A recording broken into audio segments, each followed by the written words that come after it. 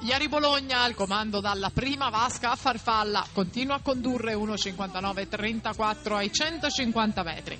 Per la quinta serie Lorenzo Di Simo Tirrenica Nuoto in corsia 1, in 2 Simone Castellani Azzurra Nuoto Prato, in corsia 3 Emanuele Zanette Ginnasium Pordenone, in 4 Davide Galimberti Triestina Nuoto, in 5 Lorenzo Della Valle Triestina Nuoto, in corsia 6 Alexander Rupar Fusinar Ravne Koroskem. Iari Bologna rimane avanti, accreditato di 2.34.00 come tempo di iscrizione. Siamo lì, 2.34.77 per vincere la sesta serie maschile ragazzi.